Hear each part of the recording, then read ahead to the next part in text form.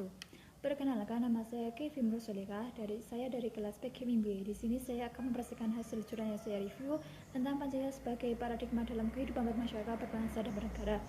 Paradigma adalah suatu asumsi dasar atau teoritis sebagai sumber nilai, norma, hukum, serta pendapat dan ilmu pengetahuan yang dalam Pancasila sebagai paradigma dalam kehidupan bermasyarakat, berbangsa, dan bernegara terdiri dari 9 poin, yaitu yang poin pertama adalah Pancasila sebagai paradigma dalam pembangunan, yaitu keduanya sebagai suatu konstruksi dalam pembangunan nasional.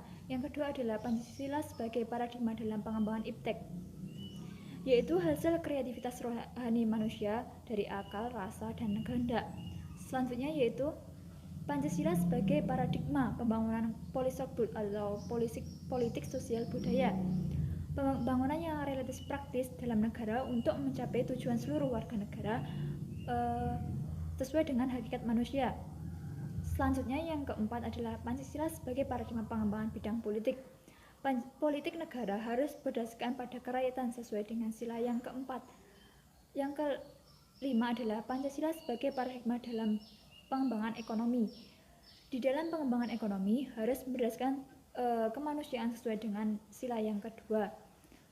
Selanjutnya yang keenam adalah Pancasila sebagai paradigma dalam pengembangan sosial budaya.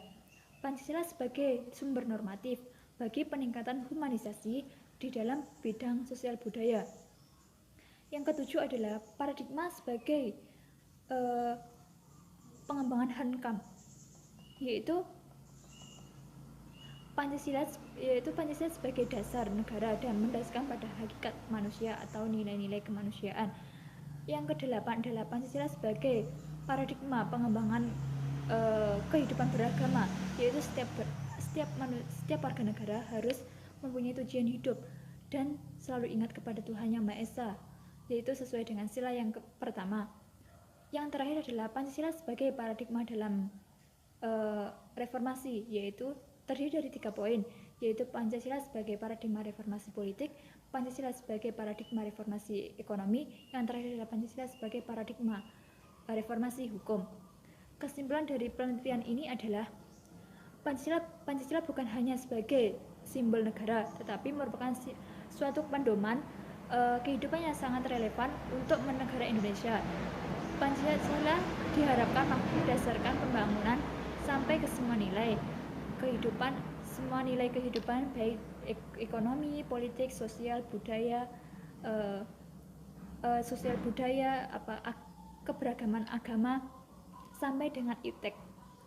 Nah, pembangunan yang dilakukan harus berdasarkan sila-sila Pancasila yang merupakan hasil pikiran dari rakyat untuk menuju tujuan bersama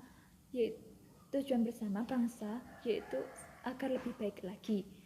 Sekian presentasi dari saya. Apabila ada kurang lebihnya saya mohon maaf. Wassalamualaikum warahmatullahi wabarakatuh.